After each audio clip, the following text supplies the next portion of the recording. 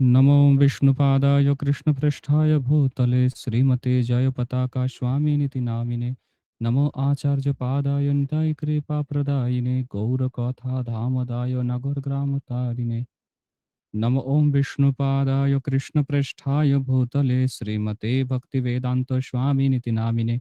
नमस्ते सारस्वते देवे गौरवाणी प्रचारिणे निर्विशेष शून्यवादी पाश्चात्य वाञ्छाकल्पतरुभ्यश्च कृपासिन्धुभ्यो एव च पतितानां पावनेभ्यो वैष्णवेभ्यो नमो नमः।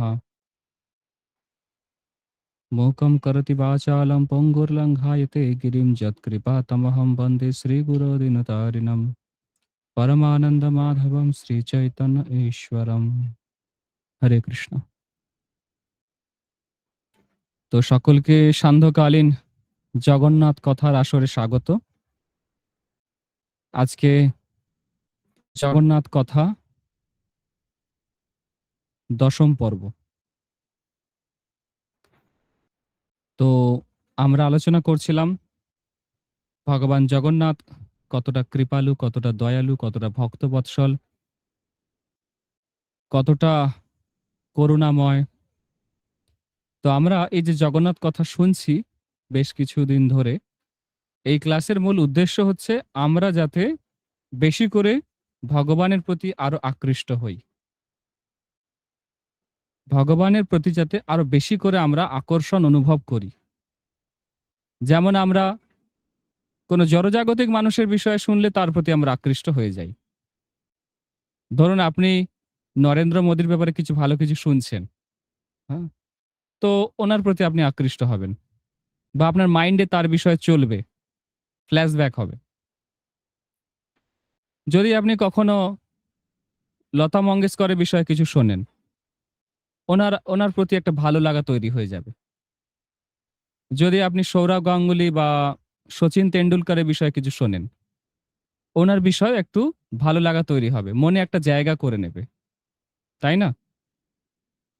ঠিক সেই রকমই আমরা যদি ভগবানের বিষয়ে শ্রবণ করি, তাহলে আমরা ভগবানের প্রতি আকর্ষিত হব। যার বিষয়ে আমরা শুনবো, আমরা তার প্রতি আকর্ষিত হব। বুঝতে পেরেছেন? সেই জন্য এই যে জগন্নাথ কথা চলছে, আজকে ১০ নম্বর ক্লাস চলছে। তো এই ক্লাসের মূল উদ্দেশ্য হচ্ছে আপনাদেরকে ভগবানের আরো নিকটে নিয়ে আসা, আরো কাছে নিয়ে আসা, বা আপনাদের হৃদয়ে জগন্নাথের জন্য একটা জায়গা তৈরি করা। এটা হচ্ছে এই ক্লাসের মূল উদ্দেশ্য। তো আপনারা ইতিমধ্যে জগন্নাথের বিষয়ে অনেক কিছু জানতে পেরেছেন। আজকে জগন্নাথের আরো বেশ কিছু আমরা লীলা আলোচনা করব। তার সঙ্গে আপনারা যাতে আরো ভালো করে ভক্তি করতে পারেন এবং জগন্নাথকে এই জীবনে লাভ করতে পারেন, সেই জন্য আমি আরো কিছু বিষয় আপনাদের সঙ্গে শেয়ার করব। ঠিক আছে?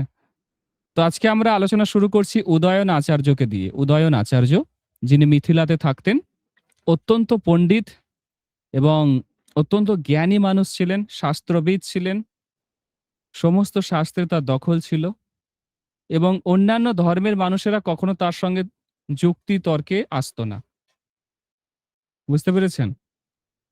মানে অত্যন্ত সে কনফিডেন্ট ছিল নিজের যে শাস্ত্রিক নলেজের ওপর, যে কাউকে পরাজিত করতে পারত যে কোনো সময়, যে কোনো স্থানে।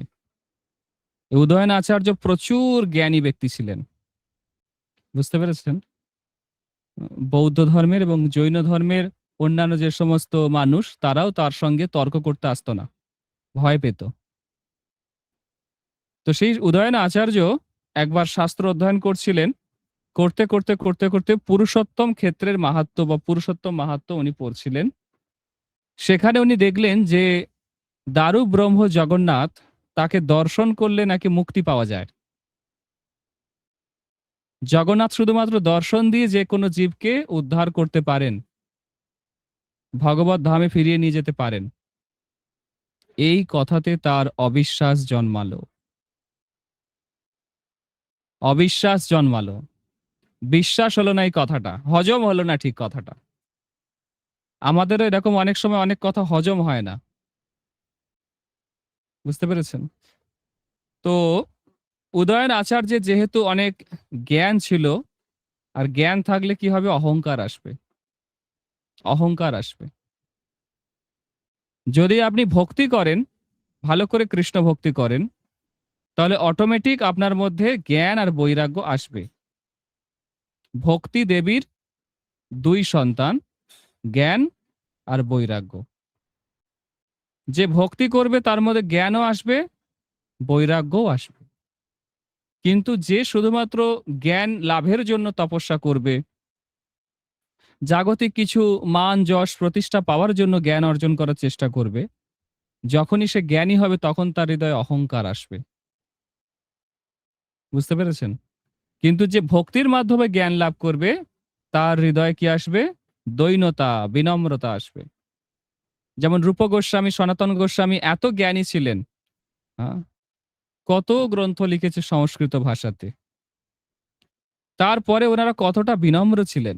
সনাতন গোস্বামী, রূপ গোস্বামী বলতেন যে চৈতন্য মহাপ্রভুর কাছে আমরা হচ্ছি পশুতুল্য, তৃণভোজী প্রাণী। হ্যাঁ, বুঝতে পেরেছেন? একটা খুব সুন্দর ভজন আছে। আহ, দন্তে তৃণধরি আমারে কিনিয়া লহ ভজ গৌরহরি। এরম একটা কি ভজন আছে না? শুনেছো সাক্ষী গোপাল? হুম। তো দন্তে তৃণধরি মানে দাঁতে ঘাস ধারণ করে চৈতন্য মহাপ্রভুর কাছে ওনারা শরণাগত হচ্ছেন।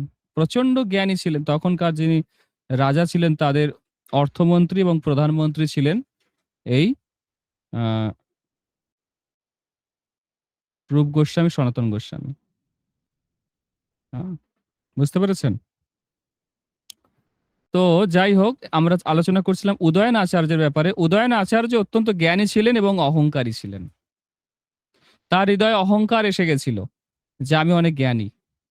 আর তার বিশ্বাস হয়নি যে জগন্নাথ শুধুমাত্র দর্শন দিয়ে যে কোনো জীবকে উদ্ধার করতে পারে। বুঝতে পেরেছেন? অনেকের টাকার অহংকার থাকে, অনেকের নিজের পজিশনের অহংকার থাকে, যে আমি এমএলএ, আমি এমপি, হ্যাঁ, আমি মুখ্যমন্ত্রী, বা আমি কোনো জায়গার জনপ্রতিনিধি বা পঞ্চায়েত প্রধান।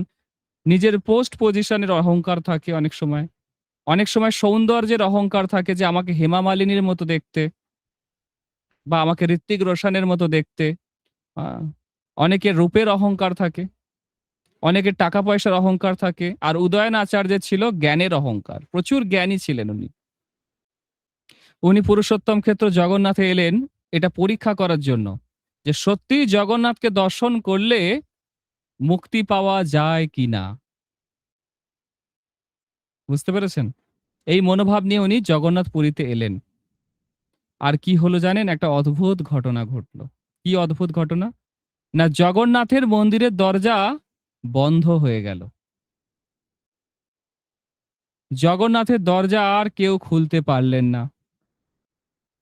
যখন উদয়ন আচার্য পুরীতে এসে পৌঁছালেন, দেখলেন জগন্নাথ মন্দিরের দরজা বন্ধ। সে একটা জায়গায় ঘর নিয়ে থাকতে শুরু করলো এবং ভাবলো যে জগন্নাথ দর্শন খুললে, মানে দরজা খুললে আমি দর্শন করবো, আর দেখি আমি মুক্তি লাভ করতে পারি কিনা। জগন্নাথের প্রতি ভরসা নেই, জগন্নাথের প্রতি সন্দেহ জন্মালো, অবিশ্বাস জন্মালো। এর ফলে কি হলো? জগন্নাথ দরজা বন্ধ করে দিলেন, আর দরজা কেউ খুলতে পারলো না। অনেক পান্ডা, অনেক সেবায়েত, পূজারী, তারা সবাই প্রচেষ্টা করলো। চারটে দিকের চারটে দরজা বন্ধ, খোলা গেল না। সিংহদুয়ার, ব্যাঘ্রদুয়ার, অশ্বদুয়ার, সব দরজা বন্ধ, খোলাই যাচ্ছে না দরজার।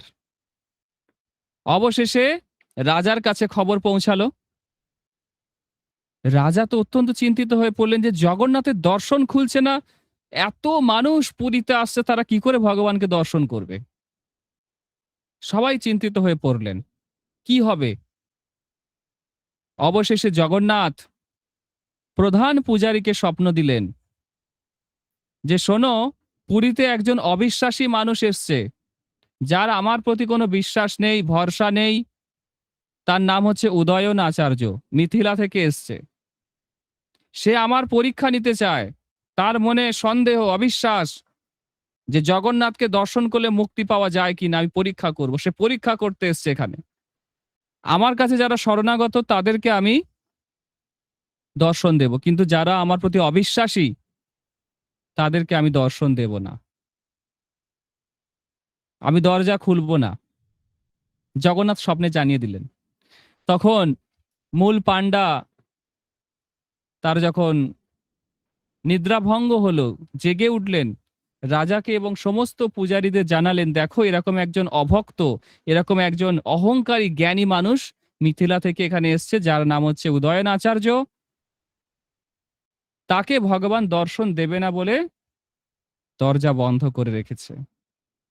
সবাই খোঁজাখুঁজি শুরু করলো, কোথায় সেই উদয়ন আচার্য। খুঁজতে খুঁজতে দেখে সেই উদয়ন আচার্য রয়েছে এক জায়গাতে, এবং তাকে গিয়ে বললেন যে আপনি জগন্নাথপুরীতে এসেছেন ভগবানকে পরীক্ষা করার জন্য, আপনার জ্ঞানের এত অহংকার, এখনই চলুন গিয়ে ভগবানের কাছে ক্ষমা চাইবেন। হাজার হাজার মানুষ, হাজার হাজার লোক তারা দর্শন করতে এসছে জগন্নাথকে, তারা দর্শন করতে পারছে না, দরজা বন্ধ করে রেখেছে জগন্নাথ কাল থেকে। উদয়ন আচার্য তখন বুঝতে পারলো যে আমি কি বড় অপরাধ করে ফেলেছি, জগন্নাথের প্রতি সন্দেহ করে ফেলেছি, অবিশ্বাস করে ফেলেছি। দৌড়ে দৌড়ে কাঁদতে কাঁদতে এলেন, এসে জগন্নাথের কাছে অনেক ক্ষমা চাইলেন, অনেক কান্নাকাটি করলেন। তারপরে জগন্নাথের দরজা অটোমেটিক খুলে গেল। হ্যাঁ, জগন্নাথ হচ্ছে পতিত পাবন, কিন্তু যাদের হৃদয়ে অবিশ্বাস থাকবে তারা ভগবানকে লাভ করতে পারবে না। এই যে উদয়ন আচার্যের ঘটনা, এখান থেকে আমরা অনেক কিছু শিক্ষা লাভ করতে পারি। দেখুন, জগন্নাথ মুচি, ম্যাথর, ডোম, চণ্ডাল, বাগদি সবাইকে কৃপা করছে। সবর জাতির লোক, ম্লেচ্ছ, জবন, তাদেরও কৃপা করছে, মুসলমানদেরও করুণা করেছে জগন্নাথ। হ্যাঁ, কিন্তু অবিশ্বাসীদের জগন্নাথ কৃপা করে না। যাদের হৃদয়ে অবিশ্বাস আছে, বিশ্বাস নেই, সন্দেহ আছে, জগন্নাথ তাদের কৃপা করে না। এই জন্য বলছে বিশ্বাসে মিলায় বস্তু, তর্কে বহু দূর। হ্যাঁ, যারা জ্ঞানী, যারা ধনী, তাদের খুব অভিমান, সেই জন্য জগন্নাথ বা কৃষ্ণ তাদেরকে করুণা করে না। ভগবান কাদের কৃপা করে? যারা দৈন্যতা, যাদের মধ্যে দৈন্যতা আছে, বিনম্রতা আছে, শরণাগতি আছে, বিশ্বাস আছে, ভরসা আছে ভগবানের প্রতি, তাদেরকে জগন্নাথ কৃপা করে। ঠিক আছে, প্রথম শিক্ষা হচ্ছে এইটা, এই উদয়ন আচার্যের ঘটনা থেকে, যে যাদের হৃদয়ে অবিশ্বাস আছে তারা কখনো ভগবানের কৃপা লাভ করতে পারবে না।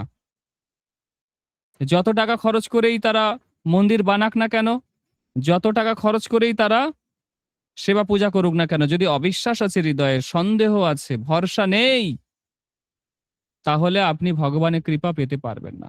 অসম্ভব, অসম্ভব। বুঝতে পেরেছেন? ২ নম্বর শিক্ষা কি?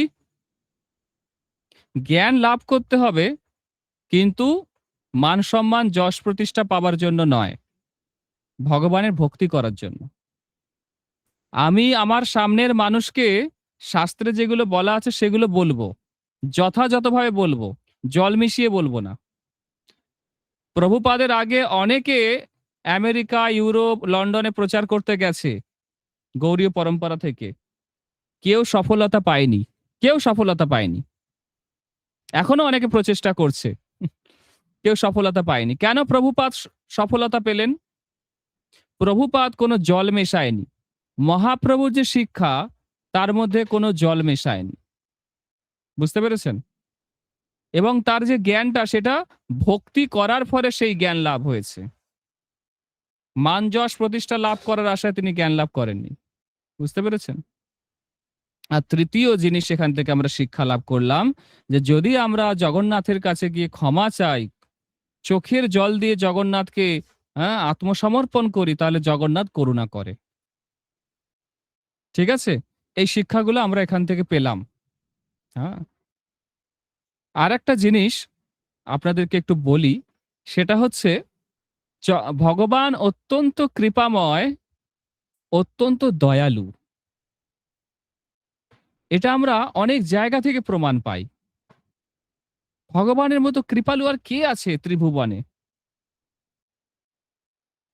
আমরা দেখতে পাই কোন জীব যাদের ইন্টেনশন খারাপ কিন্তু অ্যাকশনটা ভালো। মনোভাবটা খারাপ কিন্তু কার্যকলাপগুলো ভালো। আ এরকম লোককে ভগবান করুণা করেছে। যেমন পুতনা। পুতনার ইন্টেনশন ছিল ভগবানকে মেরে ফেলবে। কিন্তু ওর অ্যাকশনটা কি ছিল? মা যেমন তার সন্তানকে দুধ খাওয়াতে যায়, পুতনা সুন্দর রূপ ধারণ করে এসে কৃষ্ণকে দুধ খাওয়াতে গেছিল। তার ইন্টেনশন খারাপ কিন্তু কার্যকলাপটা ভালো। সেজন্য ভগবান ওকে মাতৃপদ দান করেছে। গোলক বৃন্দাবনে মায়ের জায়গা দিয়েছে পুতনাকে। আমরা দেখতে পাই কোথাও কোথাও ইন্টেনশন ভালো, অ্যাকশন খারাপ। অ্যাকশনটা মানে অন্যরকম। তাকেও ভগবান করুণা করে। যেমন ভীষ্ম পিতামহ। ভীষ্ম পিতামহ তার অ্যাকশনটা কি খারাপ, ইন্টেনশনটা ভালো। সে কৌরবদের হয়ে যুদ্ধ করছে, অধর্মের হয়ে যুদ্ধ করছে, অ্যাকশনটা ভালো নয় কিন্তু তার ইন্টেনশনটা ভালো। সে ভগবানকে সবসময় মনে মনে ভালোবাসে, তাকে খুশি করতে চায়, তার আনন্দ বিধানের প্রচেষ্টা করে। সেই জন্য কৃষ্ণ ভীষ্ম পিতামহের মৃত্যুর সময় তার সামনে এসে উপস্থিত হলেন এবং ভীষ্ম পিতামহকে বললেন যে আপনি ধর্মের সার কথা বলুন এবং এই পঞ্চ পাণ্ডবকে কিছু উপদেশ দিন। স্বয়ং ভগবান পুরুষোত্তম কৃষ্ণ তিনি ভীষ্ম পিতামহের মৃত্যুর সময় নিজে স্বয়ং এসে দাঁড়ালেন সামনে এবং ভীষ্ম পিতামহ কৃষ্ণের মুখারবিন্দ দর্শন করতে করতে প্রাণ ত্যাগ করলেন। কত মহা সৌভাগ্য! বুঝতে পেরেছেন? আমরা দেখলাম পুতনার ইন্টেনশন খারাপ ছিল, অ্যাকশনটা ভালো ছিল, তাকে কৃপা করেছে। ভীষ্ম পিতামহের অ্যাকশনটা খারাপ ছিল, ইন্টেনশনটা ভালো ছিল, তাকে কৃপা করেছে। আবার কোন ভক্ত আছে বা কোন জীব আছে যাদের ইন্টেনশন অ্যাকশন দুটোই খারাপ, দুটোই ভুল। যেমন হচ্ছে কালীয় নাগ। তার ইন্টেনশনও ভুল ছিল, তার অ্যাকশনও ভুল ছিল। কিন্তু এই সমস্ত জীব যদি সঙ্গে সঙ্গে ভগবানের কাছে ক্ষমা চায়, ভগবান সঙ্গে সঙ্গে তাকে ক্ষমা করে দেয়। বুঝতে পেরেছেন? আমরা এমন জীব, আমাদের ইন্টেনশনও খারাপ, আমাদের অ্যাকশনও খারাপ। সেজন্য আমাদের সবসময় ভগবানের কাছে ক্ষমা চাইতে হবে। ভগবান সবসময় ক্ষমা করার জন্য প্রস্তুত আছেন। বুঝতে পেরেছেন?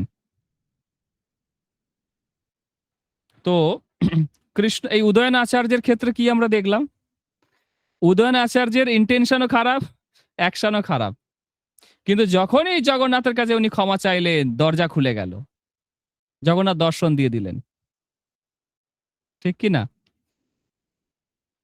তো এরপরে আমরা একটা সুন্দর লীলা আলোচনা করব। সেটা হচ্ছে আহ রঘু অরক্ষিত।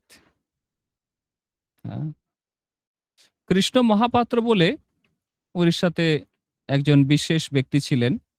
তার স্ত্রীর নাম ছিল কমলা। ওনাদের একটা সন্তান হয় যার নাম হচ্ছে রঘুনাথ। রঘুনাথ যখন এই রঘুনাথ একটু একটু বড় হতে শুরু করলো, তার মধ্যে অনেক সৎ গুণ দেখা দিল।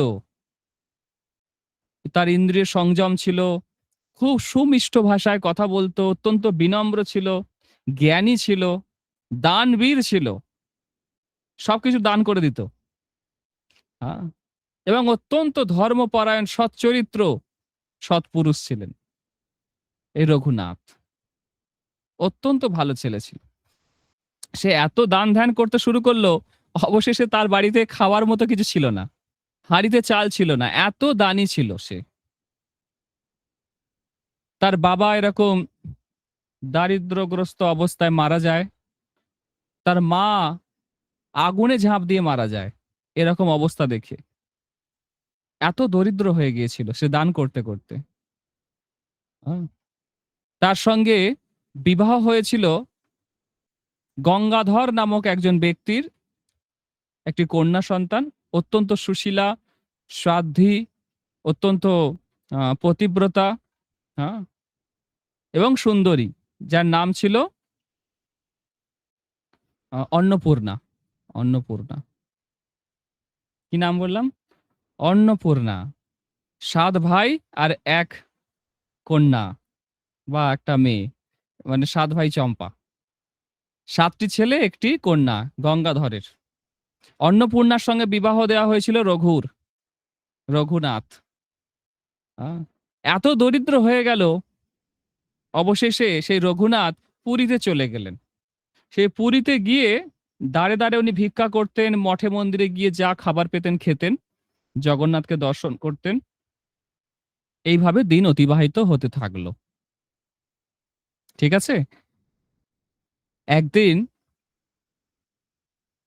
খবর পাওয়া গেল গঙ্গাধর তার মেয়ে অন্নপূর্ণার জন্য একটা পাত্র দেখেছে।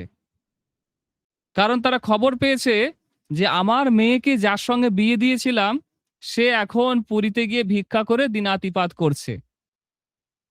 তাহলে আমার মেয়ের কি অবস্থা হবে? তাকে আরেকটা বিয়ে দিতে হবে। তো সে একটা পাত্র দেখে, বসু মহাপাত্রের ছেলের সঙ্গে বিয়ে দেওয়ার ঠিক মানে ব্যবস্থা করে, সম্বন্ধ করে। সেই সময় সেই যে সুশীলা রমণী, যার নাম অন্নপূর্ণা, তার স্বামীর প্রতি অত্যন্ত ঐকান্তিক ছিলেন, পতিব্রতা ছিলেন, স্বাধ্বী ছিলেন। সে তার স্বামীকে এত ভালোবাসতো, সংসারে অর্থাভাব, দারিদ্রতা রয়েছে, স্বামী পুরীতে চলে গেছে, খাওয়া দাওয়ার সমস্যা, রক্ষণাবেক্ষণ করার কেউ নেই, তবু স্বামীর প্রতি কোনো অভিযোগ নেই, কোনো অভিযোগ নেই। তিনি তার স্বামীকে চিঠি লিখলেন যে আমার বাবা গঙ্গাধর তিনি ব্যবস্থা করছে আমার বিবাহের জন্য, দ্বিতীয়বার বিবাহের ব্যবস্থা করছে, কিন্তু আপনি আমার স্বামী এই জগতে রয়েছেন, আমি আর কাউকে স্বামী রূপে মেনে নিতে পারবো না। না হলে আমি আত্মহত্যা করব। 10 দিনের মধ্যে যদি আপনি গৃহে ফিরে না আসেন, তাহলে আমি কি করব? এই প্রাণ বিসর্জন দেব। হ্যাঁ। তো উনি চিঠিটা পাঠালেন, যারা পুরী যাচ্ছে এরকম কিছু লোককে দিয়ে চিঠিটা পাঠালেন। তারা গিয়ে জগন্নাথকে দর্শন করার পর রঘুকে অনেক খোঁজাখুঁজি করার পর খুঁজে পেল এবং তার হাতে সেই চিঠিটা দিলেন। চিঠিটা পেয়ে সে ভাবতে শুরু করলো যে আমি এখান থেকে যদি এখন ফিরে যাই, হ্যাঁ, কি জায়গাটার নাম ছিল মনে পড়ছে না, ভগবতীপুর না কি একটা নাম ছিল জায়গাটার নাম, হ্যাঁ, মনে পড়ছে না আমার। তো সেখানে যেতে গেলে 10 দিনের বেশি সময় লাগবে। মানে তার শ্বশুর বাড়ি এত দূরে, সেই শ্বশুর বাড়িতে যেতে গেলে অনেকটা সময় লাগবে। হ্যাঁ, 10 দিনের বেশি সময় লেগে যাবে। তার কাছে কোনো পয়সা কড়িও নেই, কিভাবে যাবে? তখন সে জগন্নাথের কাছে নিবেদন করলেন, জগন্নাথ এরকম অবস্থা, কি করা যায় আপনি দেখুন। বলে ওই সিংহদুয়ারের কাছেই সে বসে বসে ঘুমিয়ে পড়লেন। ভক্তবৎসল জগন্নাথ তিনি কি করলেন? রঘুর কাছে এলেন, এসে বেতালকে ডাকলেন। বেতাল, বেতাল নামে এক ধরনের প্রেতাত্মা আছে, তারা ভগবানেরও সেবা টেবা মাঝে মাঝে করে, বিশেষ কারণে তারা বেতাল জনি লাভ করে। তো বেতাল এলো, তাকে জগন্নাথ আদেশ দিলেন যে একে এখনই সেই ভগবতীপুরে নিয়ে চলে যাও, যেখানে তার শ্বশুর বাড়ি, গঙ্গাধরের বাড়ি, তার স্ত্রী অন্নপূর্ণা রয়েছে, তাকে সেখানে গিয়ে পৌঁছে দাও। তো বেতাল একটা জাদু বিছানা তৈরি করলো, সেই জাদু বিছানায় রঘুকে শুইয়ে দিল। তারপরে কি করলো? হাওয়ায় উড়ে উড়ে ভাসতে ভাসতে নিয়ে চলে গেলেন। কোথায় নিয়ে গেলেন? 1 সেকেন্ড একটু দাঁড়ান তো। হরে কৃষ্ণ। তো সেই বেতাল তাকে নিয়ে চলে গেলেন এবং নিয়ে গিয়ে তার শ্বশুর বাড়ির গেটের সামনে রেখে দিয়ে চলে এলেন। সে যখন ঘুম থেকে উঠলো, দেখছে সে যেখানে ঘুমিয়েছিল এটা সেই জায়গা নয়। আপনাদের সঙ্গে যদি এরকম হয় কি করবেন? তখন ঘুমালেন ঘরের মধ্যে, উঠে দেখছেন বাহ, অন্য জায়গায় চলে এসেছি, তাহলে কি হবে? অবাক হয়ে গেছে যেটা কোন জায়গা। কিছু লোকজন যাচ্ছিল, কিছু চাষি চাষ করতে যাচ্ছিল, তাদের জিজ্ঞেস করেছে আচ্ছা এটা জায়গাটা কোন জায়গা? বলছে এটা ভগবতীপুর। তারপরে দেখছি তার যে শালক সে দরজা খুলছে। সে মনে মনে ভাবছে, আরে আমার শ্বশুর বাড়ির সামনে চলে এলাম কি করে আমি এক রাতে, যেখানে আসতে গেলে 11-12 দিন সময় লাগার কথা অবশ্যই, সেখানে এক রাতে কি করে চলে এলো? জগন্নাথের কৃপা ছাড়া আর কিছু নয়। হ্যাঁ? তো তার শালক ভাবছে বাইরের লোক কি ভাববে না ভাববে, তো তাকে ঘরের ভেতরে ডেকেছে, ঘরের ভেতরে ডেকে বসিয়েছে। ওপর ওপর অনেক ভালো ব্যবহার করছে, তাকে ভালো বস্ত্র দিয়েছে, স্নান টান করিয়ে ভালো খাইয়েছে, কিন্তু ভেতরে ভেতরে আলোচনা করছে যে এই লোকটা আমার মেয়ের জীবনটা শেষ করে দিল। ভিক্ষা করে খায়, মেয়েকে ভালো করে যত্ন করতে পারবে না। আর যেখানে বিয়ে ঠিক হয়েছে তারা যদি খবর পায় যে জামাই ফিরে এসছে, আর বিয়ে দেবে? দেবে না। তো একে বিষ খাইয়ে মেরে দেওয়ার চেষ্টা করি। তো সবাই মিলে পরিকল্পনা করে তাকে বিষ মাখানো পিঠে দিয়েছে। বিষ মাখানো পিঠে। আর ভক্তরা যা খায় ভগবানকে দিয়ে খায়। বুঝতে পেরেছেন? তো রঘু সে ওই পিঠেগুলো নিয়ে জগন্নাথকে অর্পণ করেছে। হে জগন্নাথ, হে পতিত পাবন, হে নীল চক্র, কৃপা করে এটা গ্রহণ করুন। দেওয়ার পরে ভগবানের উচ্ছিষ্ট রূপে সেই পিঠেগুলো উনি ভোজন করেছে। ভোজন করার পরে যথারীতি তার কি হয়েছে? শরীর অবশ হয়ে গেছে, শরীর নীল হয়ে গেছে এবং সে প্রাণ ত্যাগ করেছে। জগন্নাথ জানতে পেরেছে আমার ভক্ত বিপদে রয়েছে। সেই সময় জগন্নাথ দৌড়ে দৌড়ে এলেন এক ব্রাহ্মণের ছদ্মবেশে। এসে এরকম অবস্থা দেখে সেই যে রঘুর মাথাটা নিজের কোলে রাখলেন।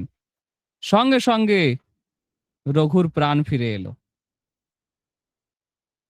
এবং বাড়ির লোক যখন দেখলো যে এত বিষ, এত মানে মারাত্মক বিষ, আ জিভে ঠেকানোর সঙ্গে সঙ্গে যার মৃত্যু হওয়ার কথা, মৃত্যু হয়েও গেল, তারপরে কি করে বেঁচে গেল? এ তো কোনো সাধারণ লোক নয়। হ্যাঁ? এক রাতে বাড়ির সামনে চলে এলো। আবার বিষ খাওয়ানোর পরে বেঁচেও গেল। এ তো সাধারণ লোক নয়। সবসময় হরিনাম করছে। জয় জগন্নাথ, জয় জগন্নাথ করছে। হরে কৃষ্ণ করছে। তখন বলল, ঠিক আছে, কি করা যায় এবার দেখা যাক, চিন্তা ভাবনা করা যাক। তখন রঘু বলল, দেখুন আমার স্ত্রীকে যদি চান আপনারা অন্য জায়গায় বিয়ে দিতে দিতে পারেন। না হলে যদি চান আমার সঙ্গে পাঠিয়ে দিতে, তাহলে আমি আমার স্ত্রীকে নিয়ে পুরী চলে যাব। যেটা আপনারা ভালো বোঝেন করুন। তখন অন্নপূর্ণার সহমতি নিয়ে, সমর্থন নিয়ে, মত নিয়ে অন্নপূর্ণাকে সাজিয়ে গুছিয়ে তার সঙ্গে পাঠিয়ে দিল। এবার তারা পুরীর উদ্দেশ্যে রওনা দিয়েছে। পথে ঘটেছে একটা দুর্ঘটনা। শুনুন মন দিয়ে। পথে কি ঘটলো? গঙ্গাধর, সেই যে বসু মহাপাত্র, যার সঙ্গে বিবাহ দেওয়ার কথা ছিল, মানে তার পুত্রের সঙ্গে বিবাহ দেওয়ার কথা ছিল অন্নপূর্ণার, তার কাছে খবর পৌঁছালো। সে একটা বিশাল সেনাবাহিনী পাঠালো তাদেরকে ধরে আনার জন্য আর রঘুকে মেরে দেওয়ার জন্য। যখন রঘু এবং তার স্ত্রী অন্নপূর্ণা দেখছে দূরে বিশাল সেনাবাহিনী আসছে তাদেরকে মারার জন্য, তখন তার স্ত্রী অনেক ভয় পেলেন, অন্নপূর্ণা। কিন্তু রঘু বললেন, জগন্নাথ যখন আমাদেরকে বিষ খাওয়ার হাত থেকে বাঁচিয়েছে এবং তোমার সঙ্গে আমার মানে মিলন ঘটিয়ে দিয়েছে, যোগাযোগ করে দিয়েছে, নিশ্চয়ই জগন্নাথ কিছু ব্যবস্থা করবে, তুমি চিন্তা করো না। তো দেখলেন দুটো সেপাই খুব শক্তিশালী তাদের দিকে এগিয়ে এলো এবং জিজ্ঞেস করলো, তোমরা এখানে কোথায় যাচ্ছ? এবং তো মনে হচ্ছে সৈন্যরা তোমাদেরকে ধাওয়া করেছে, তোমাদেরকে উঠিয়ে নিয়ে যাবে, মেরে ফেলবে। রঘু কিছুটা তাদেরকে বলল। বলার পরে দুইজন সেনা রঘুকে এবং তার স্ত্রীকে ঘোড়ায় তুলে টগবগ টগবগ করে একদম সেই গ্রামের শেষ সীমানা পর্যন্ত পৌঁছে দিয়ে এলো এবং তাদের প্রাণ বেঁচে গেল। রঘু জানতে পারলেন না তারা কৃষ্ণ বলরাম ছিল। তারপর তারা পুরী ধামে পৌঁছালো। পুরী ধামে পৌঁছে সেখানেও সুন্দর সুন্দর লীলা হয়েছে এই রঘু অরক্ষিতের সঙ্গে। যেহেতু রঘু ছোটবেলায় বাবা মা মারা যায়, তাকে দেখাশোনা করার কেউ ছিল না, সেই জন্য তাকে রঘুনাথ তার নাম, তাকে বলতো রঘু অরক্ষিত, যাকে রক্ষা করার কেউ নেই। রঘুনাথ নিজেই তার নামটা দিয়েছিল পুরীতে গিয়ে, রঘু অরক্ষিত। পুরীতে সবাই তাকে রঘু অরক্ষিত বলে জানতো। এই রঘু একটা ঘরের ব্যবস্থা করে, সেখানে তার স্ত্রীকে রেখে সে ভিক্ষা করতে বেরোতো আর জগন্নাথের কিছু সেবা-টেবা করতো, আরতি করতো, কিছু মন্দিরের সেবা-টেবা করে দিত। তো একবার কিছু সাধু এসেছে তাদের বাড়িতে। সবাই জানে যে রঘু অত্যন্ত বৈষ্ণবদের সেবা করে এবং বৈষ্ণব সেবাপরায়ণ। কোনো সাধু তার বাড়িতে গেলে প্রসাদ না পেয়ে যায় না। তো একবার পুরীতে কিছু সাধু এসছে এবং তাদের প্রসাদ পাওয়ানোর জন্য মানে রঘুর খোঁজ করেছে তারা, যে তার বাড়িতে গিয়ে প্রসাদ পাবো। রঘুর বাড়িতে গেছে, কিন্তু রঘুর বাড়িতে তখন আর প্রসাদ নেই। এমনি গরিব মানুষ, যা হোক করে চলে। কি হবে? তখন রঘুর স্ত্রী অন্নপূর্ণা বলছে, শোনো না, আমার যে গয়নাগুলো আছে সেগুলো তুমি বিক্রি করে দিয়ে কিছু পয়সা নিয়ে এসো, সেটা দিয়ে সাধুর সেবা হয়ে যাবে, বৈষ্ণব সেবা হয়ে যাবে। এমন স্ত্রী দেখুন, আছে এরকম স্ত্রী এখন আর? হ্যাঁ, অতিথি এলেই রেগে একদম আগুন হয়ে যায়। আবার রান্না করতে হবে এত লোকের, কখন বাড়ি যাবে ঠিক নেই। এরকম মানুষের মনোভাব। কিন্তু কত সতীসাধ্যী স্ত্রী, সে বলছে আমার গয়নাগুলো বিক্রি করে দিয়ে কি নিয়ে এসো, কিছু পয়সা নিয়ে এসো আর এই বৈষ্ণব সেবার ব্যবস্থা করো। রঘু বলছে, দেখো আমি যদি যাই তাহলে কি হবে, মানুষ ভাববে যে আমি তো গরিব মানুষ, এত গয়না বোধহয় আমি চুরি করেছি কারোর থেকে। সেজন্য তুমি যাও, তুমি গিয়ে বিক্রি করে দিয়ে পয়সা নিয়ে এসো। তো সে গেছে এক বণিকের কাছে। তো সে ছিল দুশ্চরিত্র। সে বলছে তোমাকে গয়না দিতে হবে না, শুধু আমার সঙ্গে একটা রাত্রি কাটাও, তোমার যা পয়সা লাগবে আমি দিয়ে দেবো। সে দৌড়ে পালিয়েছে তার স্বামীর কাছে, স্বামীকে বলেছে সব কথা। তখন রঘু বলছে, দেখো বৈষ্ণব সেবা তো করতেই হবে যে কোনো প্রকারে। তো আমাদের কাছে যদি এরকমই অপশন থাকে তাহলে সেটাই করতে হবে। তাকে তুমি বলে এসো রাতে আসতে, তার আগে কিছু পয়সা দিতেই বৈষ্ণবদের কিছু সেবা করে দিই। তো সে গেছে, গিয়ে বলছে আমাকে কিছু অর্থ দিন আর আপনি রাতে আসুন। তো পয়সা নিয়ে এসছে, বৈষ্ণবদের সেবা করিয়েছে, তারা চলে গেছে। তার স্ত্রীকে তার স্বামী রঘু বলছে, শোনো, সে এই যে বণিক আসবে তার ভালো করে সেবা করো, আমার যেমন করে সেবা করো তার থেকে ভালো করে সেবা করবে। কেমন স্বামী ভাবুন, সে সবকিছু ভগবানের উপর ছেড়ে দিয়েছে যে ভগবান রক্ষা করবে। আর সে সুন্দর শাড়ি টাড়ি পরে ঘরে বসে আছে। যখন সেই বণিক তাদের গৃহে এসেছে, ঘরে ঢুকতেই দেখছে সাক্ষাৎ ভগবান নারায়ণ এবং লক্ষ্মী দেবী সেখানে উপস্থিত আছে, এবং তাদের যে বিছানা সেখানে সাক্ষাৎ ভগবান নারায়ণ বসে আছে। কখনো দেখছে শিব পার্বতী বসে আছে। দেখে তার সারা শরীরে কম্পন হচ্ছে, চোখ দিয়ে প্রেমাশ্রু পড়ছে, গায়ে কাঁটা দিচ্ছে, থরথর করে কাঁপছে সে। সেই বণিক সঙ্গে সঙ্গে সেই মাতাজির চরণে পড়ে ক্ষমা চায়, যে সন্তান তো অনেক ভুল করে, আপনি আমার মা, আজ থেকে আপনি আমাকে ক্ষমা করে দিন। রঘু পাশের ঘরে ছিল, সে এসে বলল, কি হলো কি হলো, এত কান্নাকাটির আওয়াজ পাচ্ছি। তখন দেখছে সেই বণিক অন্নপূর্ণার পায়ের ওপর পড়ে গিয়ে কান্নাকাটি করছে, ক্ষমা চাইছে। তাকে সব জিজ্ঞেস করলো, সে বলছে, দেখুন আমি এরকম রূপ দেখলাম, সাক্ষাৎ লক্ষ্মী নারায়ণকে দেখলাম, শিব পার্বতীকে দেখলাম। আপনার স্ত্রী হচ্ছে ভগবানের অত্যন্ত প্রিয়, অত্যন্ত সতীসাধ্যী, পতিপরায়ণা, ইনি পূজনীয়, বন্দনীয়। তো সে কি করলো, সেই বণিক অনেক অর্থ সম্পদ দিয়ে তাদেরকে তাদের অবস্থাটা একটু সচ্ছল করে দিলেন, এবং জগন্নাথের কৃপায় তারা সেখানে থেকে খুব সুন্দর করে সেবা পূজা করতেন। হ্যাঁ, এই রঘু অরক্ষিত জগন্নাথের শেষ দিন পর্যন্ত অনেক সেবা পূজা করেছেন এবং জগন্নাথের অনেক কৃপা পেয়েছেন। পুরীর সবাই তাকে চিনত। হ্যাঁ, তো এই যে রঘু অরক্ষিত, এখান থেকে আমরা অনেক শিক্ষা লাভ করতে পারি। হ্যাঁ, প্রথম শিক্ষা হচ্ছে কি, আমাদের একমাত্র অভিভাবক হচ্ছে ভগবান। রঘুর পিতামাতা ছিল না, কিন্তু রঘু ভেঙে পড়েনি। রঘু জগন্নাথকে নিজের অভিভাবক, নিজের পিতা মাতা সবকিছু ভেবেছিলেন। এই জন্য জগন্নাথ দেখুন সবসময় তাকে রক্ষাও করেছিল।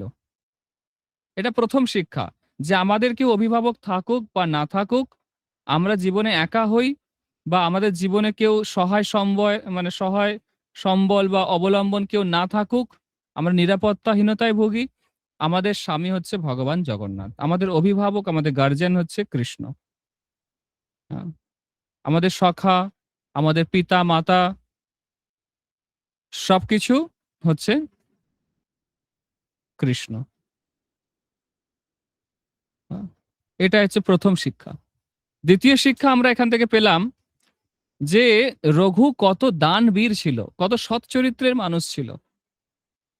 দান করতে, করতে নিজেই ভিখারি হয়ে গেছে। তবু দান করতে ছাড়েনি। ভাবুন এরকম দানই কে আছে? আ যারা ভগবানের প্রতি পূর্ণ নির্ভরশীল তারাই একমাত্র এরকম দান করতে পারে। সবাই পারে না। সবাই ভবিষ্যতের কথা চিন্তা করে যে ভবিষ্যতে আমাকে কে খাওয়াবে, কে দেখবে, কে আমার ওষুধ কিনে দেবে, কি করে আমার চলবে, কে আমাকে ডাক্তারের কাছে নিয়ে যাবে, কে আমার জামাকাপড় কিনে দেবে। সবসময় চিন্তা মানুষের। যারা কৃষ্ণের প্রতি নির্ভরশীল তারাই এরকম দান করতে পারে। বুঝতে পেরেছেন? ৩ নম্বর শিক্ষা আমরা এখান থেকে পেলাম এই ঘটনা থেকে যে স্ত্রী তার স্বামীর প্রতি কতটা আনুগত্যশীল। স্বামী যে দরিদ্র তার প্রতি কোনো অভিযোগ নেই। স্বামী গরিব হতেই পারে, স্বামী যদি গাছের তলায় থাকে সেখানে গিয়ে থাকবো। এরকমই স্ত্রীর মনোভাব হওয়া উচিত। বুঝতে পেরেছেন? কিন্তু বর্তমান সময়ে তো সেটা নেই। বুঝতে পেরেছেন? এখন তো আর বিয়েও করছে না লোকে। এখন কি লিভ ইন রিলেশনশিপ না কি একটা ব্যাপার চলে এসছে। আ জঘন্য জিনিস। বিদেশি সমস্ত কালচার আমাদের ভারতীয় সংস্কৃতিতে ঢুকছে। যাই হোক, তো স্ত্রী তার স্বামীর প্রতি কতটা আনুগত্যশীল। শাস্ত্রে আছে স্বামীকে যদি ভগবত ভক্তিতে স্ত্রী সহযোগিতা করে তাহলে স্বামীর যে পুণ্য ফল অর্ধেকটা স্ত্রী পাবে এবং স্বামী যে বৈকুণ্ঠ লোকে যাবে তার স্ত্রী তার সঙ্গে বৈকুণ্ঠ লোকে ফেরত যাওয়ার সৌভাগ্য লাভ করবে।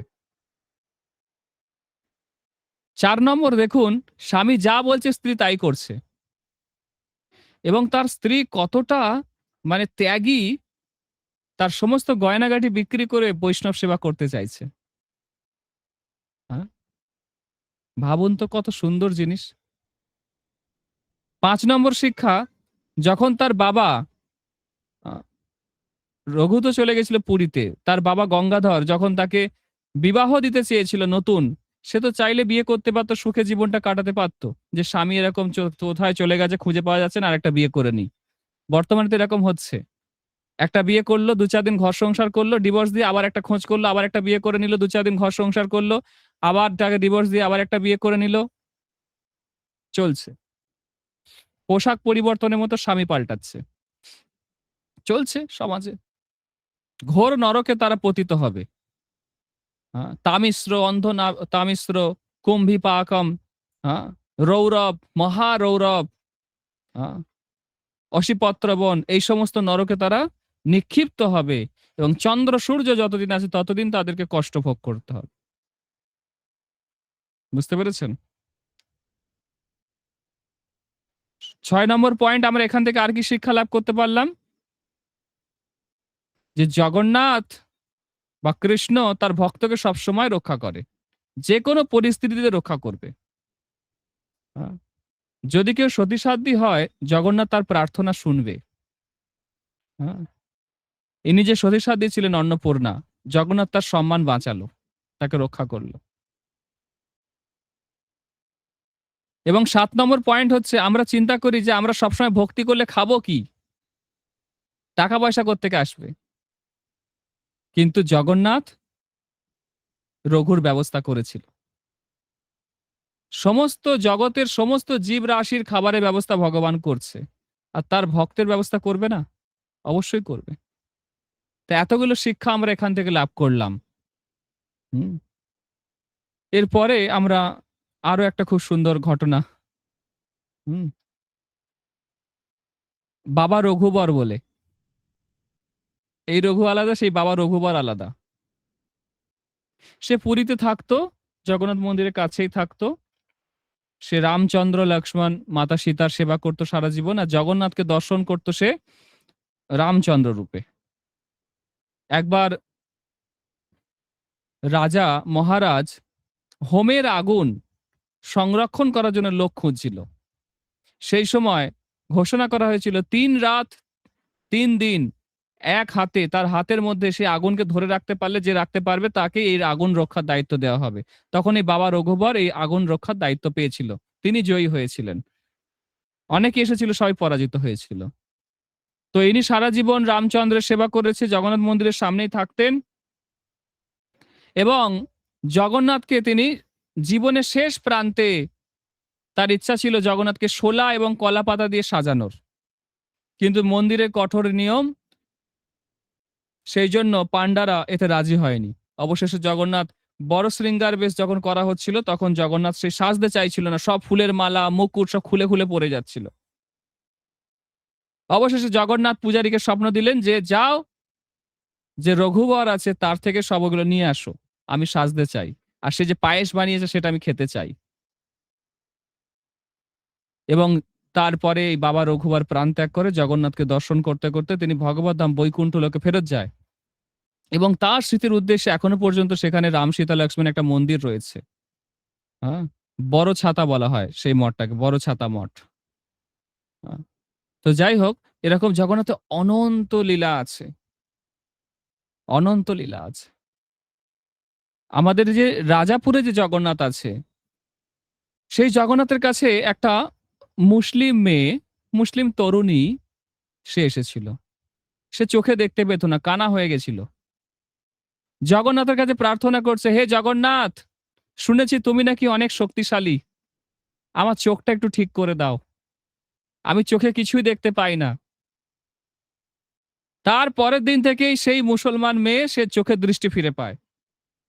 শুধু আবছা আবছা না, একদম পরিষ্কার, ক্রিস্টাল ক্লিয়ার।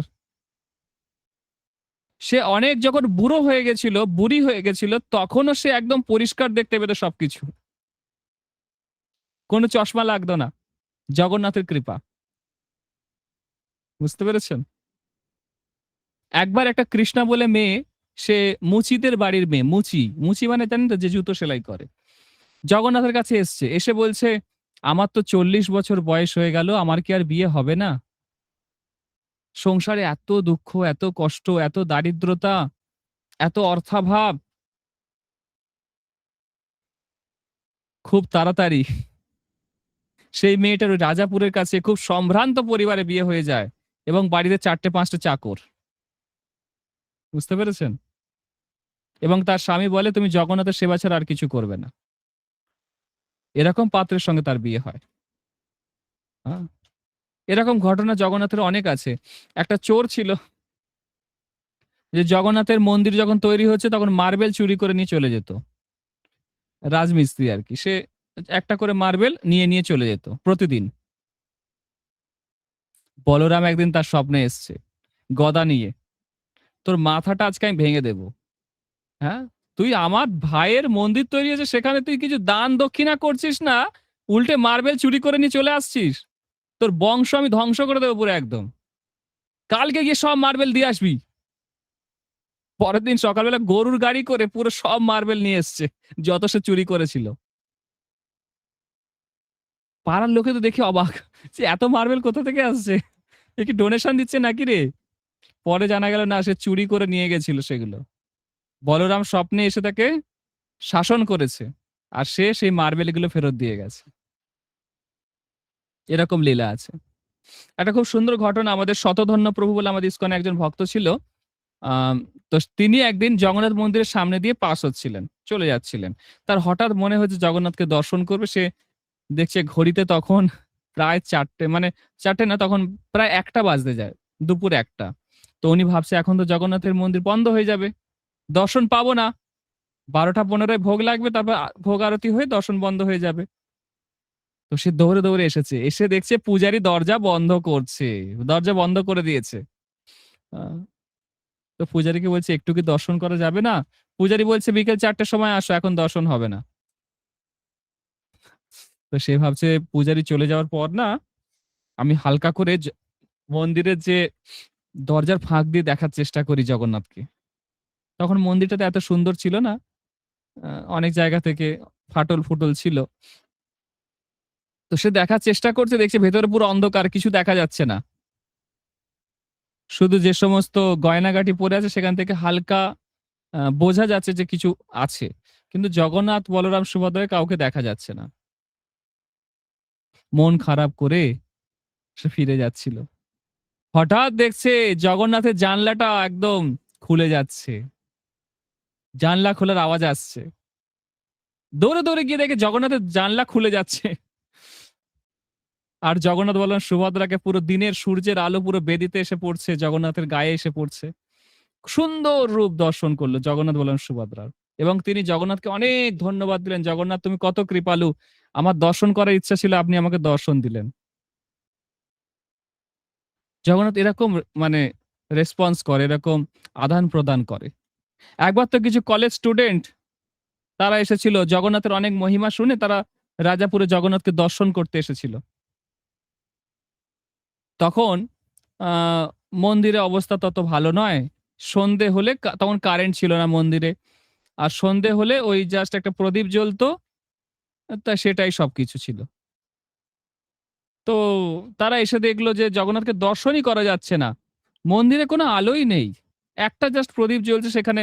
জগন্নাথ তো এমনি কালো, অন্ধকারে আরো কালো লাগছে, দর্শনই করা যাচ্ছে না। তারা মন খারাপ করে চলে যাচ্ছিল। পূজারী যে আরতি করেছে, সে আরতি করার পর পঞ্চপ্রদীপটা নামিয়ে রেখেছে। হঠাৎ দেখে সেই পঞ্চপ্রদীপের শিখাগুলো আস্তে আস্তে 7 ইঞ্চি 8 ইঞ্চি লম্বা হয়ে গেছে, এবং সেখান থেকে এত আলো বেরোচ্ছে, পুরো জগন্নাথের বেদিটা পুরো আলোয় আলোকিত হয়ে গেছে। তারা দেখে তো অবাক। দৌড়ে দৌড়ে তারা, কলেজ স্টুডেন্টরা সবাই এসেছে, দেখে তারা মন একদম মুগ্ধ হয়ে গেছে। জগন্নাথ কত বড় বড় চোখ, কত সুন্দর তাদের দেখতে। জগন্নাথ এতটাই আদান প্রদান করে সুন্দরভাবে। তারপরে একবার এরকম হয়েছে, একটা সুন্দর ঘটনা ঘটেছে। একজন নব দম্পতি, তাদের 10-12 বছর ধরে কোনো সন্তান হচ্ছিল না। তারা জগন্নাথের কাছে গিয়ে মানসিক করেছে, জগন্নাথ, যদি আমার সন্তান হয় তাহলে আমি একটা সোনার তুলসী পাতা দেব তোমাকে। প্রায় 1 বছর পরে পুত্র সন্তান কোলে নিয়ে একদম সেই দম্পতি আসে, স্বামী স্ত্রী। এসে পূজারীকে বলে যে আমি এই সোনার তুলসী পত্রটা জগন্নাথকে দিতে চাই। আমি 1 বছর আগে মানসিক করে গেছিলাম যে আমাদের কোনো সন্তান ছিল না, বিয়ের এত বছর পরেও। তো জগন্নাথের কৃপায় আমার পুত্র সন্তান হয়েছে, এবং খুব সুন্দর সন্তান হয়েছে, সেজন্য আমি সোনার তুলসী পাতাটা জগন্নাথকে দিতে চাই। এরকম জগন্নাথের অনন্ত লীলা আছে, বলে শেষ করা যাবে না। হ্যাঁ, একবার তো এরকম একটা ঘটনা ঘটেছিল আমাদের। উম, জগন্নাথের একজন রাঁধুনি ছিল, রাঁধুনি তখনকার দিনে, প্রাণ গোপাল প্রভু, ওনার নাম ছিল প্রাণ গোপাল প্রভু।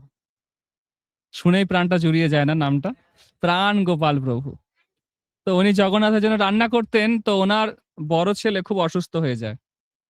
অসুস্থ হয়ে যায় এবং এমন অবস্থা হয় যে ওনাকে হসপিটালাইজড করতে হয়। হসপিটালে ডাক্তার বলছে একে ভর্তি নিয়ে লাভ নেই, কিছুক্ষণের মধ্যে মারা যাবে। বুঝতে পেরেছেন, কিছুক্ষণের মধ্যে মারা যাবে, এত অসুস্থ। তবুও সে প্রাণগোপাল প্রভু মন্দিরে এসে ভগবানের যে রন্ধন করেছে, ভগবানকে ভোগ লাগিয়েছে, সবকিছু করেছে। করে যাওয়ার সময় বলছে আমার ছেলে বাঁচবে কিনা জানি না, জগন্নাথের এই চরণামৃত আর ফুল নিয়ে যাই। নিয়ে ডাক্তারের অলক্ষ্যে সেই চরণামৃত সেই ছেলেকে খাইয়ে দিয়েছে, আর ফুলগুলো বালিশের তলায় রেখে চলে এসছে। পরের দিন সকালে গিয়ে দেখে ছেলে পুরোপুরি সুস্থ, মনে হচ্ছে যেন কিছু হয়নি তার ছেলের। ডাক্তারেরা বলছে এটা তো পুরো অদ্ভুত মিরাক্কেল একদম, হ্যাঁ, অদ্ভুত অলৌকিক ঘটনা, যে আপনার ছেলের বাঁচার কথাই নয়, কি করে বাঁচলো আর পুরোপুরি সুস্থ, এটা কি করে হয় 24 ঘন্টার মধ্যে। তো সেই প্রাণগোপাল প্রভু এসব বলছে, এসব জগন্নাথের কৃপা, জগন্নাথের কৃপা ছাড়া সম্ভব না এসব কিছু। জগন্নাথ দিব্য, তা লীলাও দিব্য। জন্ম কর্ম চমে দিব্যম, এবং যবেত্তি তত্ত্ব তাহা ত্যক্তা দেহং পুনর্জন্ম নৈতি মামেতি সহর্জুন। যে জগন্নাথের লীলা একবার শ্রবণ করবে, ভগবানের কথা জানবে, ভগবানের জন্ম কর্ম জেনে যাবে তত্ত্বত, তার আর পুনর্জন্ম হবে না। পুনর্জন্ম হবে না। একবার একটা সুন্দর ঘটনা ঘটেছিল। ভগবান জগন্নাথের কাছে আহ, একজন লোক এসেছিল, মানে মাতাজি বলতে পারেন। তারও এরকম অনেক বয়স হয়ে যাচ্ছিল। এবারে তাকে দেখতে অত ভালো ছিল না। সে জগন্নাথের কাছে এসে প্রার্থনা করে, জগন্নাথ আমার কি বিয়ে হবে না? ভেতরে পূজারি ছিল, বুঝতে পারেনি। পূজারি বলছে হ্যাঁ হ্যাঁ হবে হবে। বলতে সেই মেয়েটা না লজ্জা পেয়ে গেছে। সত্যি সত্যি কিছুদিনের মধ্যে তার খুব ভালো সম্বন্ধ আসে এবং বিয়ে হয়ে যায়। সে তার স্বামীকে নিয়ে, বাড়ির লোকজনকে নিয়ে পুজো দিতে এসেছিল। হ্যাঁ, এরকম খুব সুন্দর সুন্দর ঘটনা আছে। তারপরে আর একটা সুন্দর ঘটনা। উম একবার জগন্নাথ মন্দিরে তখন সিকিউরিটি গার্ড যে ছিল প্রহ্লাদ, সে গাছের ওপরে উঠে বসে থাকতো রাতে। দূর থেকে অনেক কিছু দেখা যেত। তো সে আহ, বসে আছে গাছের ওপরে, দেখছে একটা খুব সুন্দর ব্যক্তি রাতের বেলায় সে মন্দিরের সামনে দিয়ে যাচ্ছে। হ্যাঁ, একদম কালো কুচকুচে সুন্দর চুল, দেখতে অপূর্ব সুন্দর, নাকটা টিকালো, গায়ে অনেক রত্ন অলংকার রয়েছে। এবং কিছুক্ষণ পরেই মন্দিরের ভেতর থেকে কীর্তনের আওয়াজ আসছে। বুঝলি, এত গভীর রাতে কীর্তন! তারপরে পূজারীদের বলার পরে পূজারীরা বলল, রাতে অনেক দেবতারা আসে জগন্নাথের কাছে। তারা জগন্নাথের কাছে অনেক কিছু পরামর্শ বা আদেশ নিতে আসে, কি করে সব কার্যকলাপ করবে সব জানতে আসে। তো এরকম জগন্নাথের অনন্ত লীলা আছে। একবার তো মঞ্জরী দেবী বলে একজন ভক্ত ছিল। তার এত জন্ডিস হয়েছিল, তার বাঁচার কথা ছিল না। এটা হচ্ছে 2000 সালের কথা। 2000, 2000ই হবে, 2001 নয়, 2000 সাল হবে। মঞ্জরী দেবী, তো উনি, ওনার চোখের তলাতে মানে বাদামি রঙের পুরো একদম ডার্ক সার্কেল বলে এরকম কিছু পড়ে গেছিল। তা জন্ডিসে মানে বাঁচার কথা নয়, এত ভয়ঙ্কর জন্ডিস হয়েছিল। তো জগন্নাথের কাছে এসেছে, এসে প্রার্থনা করেছে, জগন্নাথ আমি মনে হয় আর বাঁচবো না। রাতের বেলায় জগন্নাথ বলরাম সুভদ্রার স্বপ্ন দিয়েছে যে, কেউ যদি আমাদের কাছে আসে, প্রার্থনা করে, তাকে আমরা রক্ষা করি। তুমি বাঁচবে, অবশ্যই বাঁচবে, বলরাম বলেছে তুমি বাঁচবে, অবশ্যই বাঁচবে। পরের দিন সকালবেলায় সে যখন তিলক করতে গেছে, দেখে তার চোখের তলে ডার্ক সার্কেল গুলো নেই। এবং সে রিপোর্ট করিয়ে দেখে তার পুরো জন্ডিস পুরো ঠিক হয়ে গেছে। এরকম অলৌকিক অদ্ভুত ঘটনা রাজাপুরে ঘটে চলেছে জগন্নাথ মন্দিরে। এবং আমরা সে জগন্নাথ মন্দির যখন মায়াপুরে ভক্তদের নিয়ে গেছিলাম, আমি দর্শন করিয়েছিলাম ওখানে নিয়ে গিয়ে সীমন্ত দ্বীপে, এবং সেখানে বসে কিছু লীলাও আলোচনা হয়েছিল। তো যাই হোক, আজকে আমরা অনেক কিছু জানলাম, জগন্নাথের অনেক লীলা শুনলাম। তবে আজকের ক্লাস থেকে আমরা অনেক কিছু শিক্ষা লাভ করতে পারি। প্রথম শিক্ষা হচ্ছে, আমাদের এই জগতে কেউ নেই ভগবান ছাড়া। 1 নম্বর শিক্ষা। 2 নম্বর শিক্ষা হচ্ছে, যদি কেউ রক্ষা করতে পারে, একমাত্র ভগবানই রক্ষা করতে পারে। কোনো ডাক্তার, কোনো উকিল, হ্যাঁ, কোনো জগতের কোনো লোক আমাদেরকে রক্ষা করতে পারবে না। কোনো নেতা, কোনো মন্ত্রী, কোনো সেনা, কোনো পুলিশ প্রশাসন কেউ রক্ষা করতে পারবে না। একমাত্র ভগবানই আমাদেরকে রক্ষা করতে পারে, আর কেউ পারবে না রক্ষা করতে। বুঝতে পেরেছেন? 3 নম্বর, 3 নম্বর কি? আমাদের সবার জীবন সমস্যায় ভর্তি। এমন কেউ জগতে নেই যার জীবনে সমস্যা নেই, তাই না? সুতরাং সমস্যা যদি আছে, সেটা জগন্নাথের কৃপা বলে যদি আমরা গ্রহণ করি, কৃষ্ণের কৃপা আশীর্বাদ বলে যদি আমরা গ্রহণ করি, তাহলে আমাদের মানে চলার পথটা অনেক সহজ হবে। ঠিক আছে? আর 4 নম্বর হচ্ছে, যখনই আমরা সমস্যায় পড়বো, যেন সরাসরি ভগবানের কাছে যাই, বা গুরুদেব থাকলে গুরুদেবের কাছে যাই, আর কারোর কাছে নয়। প্রথম চয়েস যেন গুরুদেব বা কৃষ্ণ হয়। সবার ভালো, সব থেকে ভালো হয় গুরুদেবের কাছে যাওয়া। গুরুদেব হচ্ছে পরমাত্মার সাক্ষাৎ প্রতিনিধি। বুঝতে পেরেছেন? কারণ আমাদের কোনো কিছু রোগ ব্যাধি হলে আমরা সবার আগে ডাক্তারের কাছে দৌড়াই, ভগবানের কাছে দৌড়াই না। কি করতে দৌড়াই? ডাক্তারের কাছে দৌড়াই, লাখ লাখ টাকা যত অ্যাকাউন্টে ছিল সব খরচ করে ফেলি, সব শেষে আমরা ভগবানের কাছে আসি।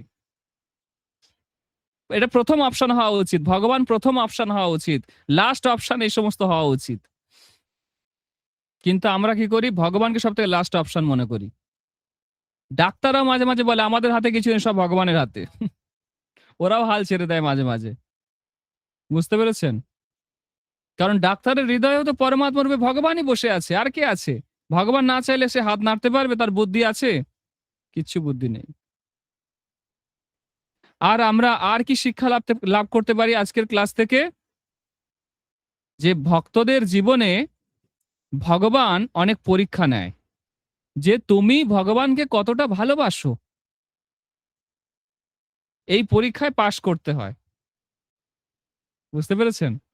এই পরীক্ষাটাতে পাশ করতে হয়। প্রতি মুহূর্তে পরীক্ষা। যেমন রথের দিন পরীক্ষা, যে এত বৃষ্টি হচ্ছে, মন্দিরে যাব না বাড়িতেই থাকবো, পরীক্ষা। ঠিক আছে? যদি মন্দিরে চলে আসেন পাস, আর বাড়িতে থাকলে ফেল। একাদশী দিনে সাবু খাবো, কেউ তো দেখছে না, প্রভু তো আর দেখছে না, ক্লাসে যা বলেছে বলেছে, পরীক্ষা। সাবু খেলে ফেল, আর যদি সাবু না খান তাহলে পাস। ঠিক আছে? তারপর ধরুন রাস্তা দিয়ে যাচ্ছেন, হ্যাঁ, দেখতে পেলেন হলদিরামের ভুজিয়া, নিরামিষ। আমরা কি আর অত ভালো ভক্ত, একটু খাই, পরীক্ষা। খেলেই ফেল। দোকানের রসগোল্লা, জিভ দিয়ে জল পড়ছে, পরীক্ষা। বুঝতে পেরেছেন? এসব পরীক্ষায় পাশ করতে হয়। হ্যাঁ, তারপরে ধরুন অনেক পরীক্ষা, যে আজকে আর ভালো লাগছে না মন্দিরে যেতে, গাটা যেন ম্যাচ ম্যাচ করছে, হ্যাঁ, তাই না? পরীক্ষা। আসতে পারলে পাস, আর না হলে ফেল। ধরুন আপনার স্বামী আপনাকে খুব বিরক্ত করছে, অত ভালো ভক্তি করতে হবে না, ধুর অনেক হয়েছে, রান্না রান্না টান্না করো, ঘরে থাকো, আর মন্দিরে যেতে হবে না। ভগবান দেখছে আপনি স্বামীর সঙ্গে ঝগড়া করছেন, নাকি তাকে একটু ভালোবেসে বুঝিয়ে বলার চেষ্টা করছেন, পরীক্ষা। বুঝিয়ে বললে পাস, আর ঝগড়া করলে ফেল। এরকম অনেক কিছু আছে, অনেক পরীক্ষা ভগবান আমাদের নেয়। আমরা কত ভালো ভক্ত হতে পেরেছি, প্রতি মুহূর্তে আমাদের পরীক্ষা দিতে হয়, একদম মৃত্যু পর্যন্ত। লাস্ট পরীক্ষা হচ্ছে মৃত্যু। সেই সময় আমরা ভগবানকে মনে করতে পারছি কিনা। যদি মনে করতে পারি তাহলে পাস, আর যদি মনে করতে না পারি ফেল। বুঝতে পেরেছেন? এই সমস্ত পরীক্ষা সবসময় দিতে হয় ভক্তদেরকে। আর এখানে আমরা দেখলাম যে আমাদের জীবনে যে সমস্যাগুলো রয়েছে, এর কোনো লিমিট নেই। আমরা অনন্ত জন্ম ধরে অনন্ত পাপ কাজ করেছি, তার জন্য অনন্ত কর্মফল আমাদের বাকি আছে। একমাত্র ভগবান চাইলে সেই সব কর্মফল থেকে আমাদের মুক্ত করে দিতে পারে, আর কেউ পারবে না। বুঝতে পেরেছেন? সেই জন্য এই যে ক্লাসগুলো দেওয়া হচ্ছে, যাতে আপনারা আরো বেশি কৃষ্ণ কনসিয়াস হন, আরো বেশি ভগবানকে ভালোবাসতে পারেন, আরো বেশি জগন্নাথের কাছে আসতে পারেন, আর সবসময় জগন্নাথের কথা চিন্তা করতে পারেন। সেই জন্য এই ক্লাসের আয়োজন। ঠিক আছে? তো আজকে আমরা উদয়ন আচার্য, তারপরে রঘু অরক্ষিত, হ্যাঁ, বাবা রঘুবর, তারপরে এছাড়া আমাদের আরো কিছু ইসকনের ভক্ত বা রাজাপুরে জগন্নাথের সমস্ত কিছু লীলা, এগুলো আলোচনা করলাম। আগামী ক্লাসে আমরা দেখব যে মহাপ্রভু জগন্নাথপুরীতে কিভাবে দিন কাটাতো, রথের সময় মহাপ্রভু কি কি করতেন, সেগুলো আমরা আগামী ক্লাসে জানবো। ঠিক আছে? হরে কৃষ্ণ কৃষ্ণ কৃষ্ণ হরে হরে, হরে রাম রাম রাম হরে হরে। কারো কোনো প্রশ্ন থাকলে বলুন। সাক্ষী গোপাল, বলো। হরে শুভ দণ্ডবত প্রণাম। প্রভু, দণ্ডবোধ। বলছি রঘু অরক্ষিতের যে আপনি লীলাটা বললেন, প্রভু ওই হুম। যে যে লম্পট যে লোকটা ছিল, ও তো হ্যাঁ। না কোনো ধর্মকর্ম করেনি, কোনো কিছুই করেনি, কিন্তু আলটিমেট সে সাক্ষাৎ মানে পার্বতী ইয়েস। দেবী ভোলে মশাইকে দক্ষ দর্শন পেয়ে গেলেন, সাক্ষাৎ লক্ষ্মী নারায়ণকে দর্শন পেয়ে গেলেন। মানে এটা প্রভু কিরকম প্রভু? কি করে হলো বলো তো? সাধু সঙ্গ। অন্নপূর্ণা যখন গেছিল, তাতে কিছু টাকা চাইতে, সে টাকাগুলো দিয়ে দিয়েছে। ওই টাকাগুলো দিয়ে অলরেডি বৈষ্ণব সেবা হয়ে গেছে। তারপরে সে রাতে এসছে। ঠিক আছে? আর ভগবান কখনো কখনো অহৈতুকে কৃপা করে। এই ক্লাসটা রেকর্ডিং করো পুরোটা। আমি কিছু কিছু ঘটনা বলছি। হ্যাঁ, যেমন ধরো আমি একটা ঘটনা বলি। তোমরা আহ, বিখ্যাত সানাই বাদক, ওনার নামটা আমার মনে পড়ছে না। আহ, বিসমিল্লাহ খান। বিসমিল্লাহ খান, ঠিক। বিসমিল্লাহ খানের ঘটনাটা একটা বলি আপনাদেরকে। সে মুসলিম ছিল। বেনারস কাশী অঞ্চলে সে থাকতো। সেখানে গঙ্গার পাড়ে বালাজি মন্দির। সেই বালাজি মন্দিরে তার বংশে কিছু আত্মীয় স্বজন সেখানে সানাই বাজাতো। তারপরে তাকে সানাই বাজানোর দায়িত্ব দেওয়া হয়। তো তার যিনি জ্যেষ্ঠ ছিলেন বা বয়োজ্যেষ্ঠ ছিলেন, তার বয়স হয়ে যাচ্ছিল। সে বলল, দেখ বাবা, সানাই বাজাবি, কিন্তু অনেক কিছু অদ্ভুত দেখবি, কাউকে বলবি না। তো সে সানাই বাজিয়ে এই বালাজিকে শোনাতো। বালাজি হচ্ছে আহ, দেবকীর গর্ভে যখন ভগবান কৃষ্ণ প্রকট হলেন চতুর্ভুজ নারায়ণ স্বরূপ নিয়ে, সেটা হচ্ছে বালাজি স্বরূপ। হুম। তো সেই স্বরূপের ভগবানের পুজো হয় তিরুপতিতে, হ্যাঁ, বালাজির। আর বেনারসে এরকম একটা বালাজির মন্দির আছে, সেখানে ইনি বিসমিল্লাহ খান সানাই বাজাতো। সে মুসলিম, কিন্তু একদিন হঠাৎ সে চোখ খুলে দেখছে তার সামনে স্বয়ং বালাজি বসে আছে। দেখে তো তার একদম ভয়ে দৌড়ে পালিয়েছে। তার দাদু না তার বাবা এরকম সে কিছু করতো, মানে বাজাতো বোধহয়। তাকে গিয়ে বলছে বলছে তোকে বলতে বারণ করেছিলাম না, বলে ঠাস করে একটা চড় মেরেছে। তোকে বলেছিলাম ভগবানের কথা কাউকে বলবি না, এসব দেখবি অনেক কিছু অলৌকিক জিনিস। তো সে প্রায় এরকম ভগবানকে দর্শন পেত। যখন কুম্ভ মেলাতে সে একবার আসে, ট্রেনে করে আসছে, হঠাৎ দেখে একটা ছেলে, কালো রঙের একটা ছেলে ট্রেনে উঠেছে, আর সে বাঁশি বাজাচ্ছে। এমন সুন্দর বাজাচ্ছে, এই ব্রহ্মাণ্ডের কোনো সুরই নয় সেটা। তারপরে হঠাৎ থেমে গেছে। আর বিসমিল্লাহ খান বলছে, এই আরেকটু বাজা, আরেকটু বাজা, আমি একটু সুরটা শিখতে চাই। বলছে 1 টাকা দে। সে 1 টাকা দিয়েছে, আবার বাজিয়েছে। তারপর আবার থেমে গেছে কিছুক্ষণ পরে। বলছে, এই আরেকবার শোনাও, আরেকবার শোনাও, আমি ভালো করে শিখতে চাই। বলছে, আর 1 টাকা দে। বলে এই করে করে না, সে ছেলেটা বাজাতে বাজাতে এলো আর মথুরা স্টেশনে এসে নেমে গেল। বিসমিল্লাহ খান সেই কুম্ভ মেলাতে গিয়ে সেই ছেলেটার যে রাগ শেখালো ট্রেনের মধ্যে, সেই রাগটা বাজিয়েছিল। হ্যাঁ, যেটা কোনো এই রাগ, না ভৈরবী না মলকান, কোনো রাগ নয়। এই রাগ সম্পূর্ণ আলাদাই, ব্রহ্মাণ্ডের বাইরের কোনো রাগ। সে বাজালো, আর লাস্টে সবাই তো অভিভূত হয়ে গেল যে এই রাগ না কেউ কোনোদিন শুনেছে, না কেউ কোনোদিন শুনবে, এটা কি!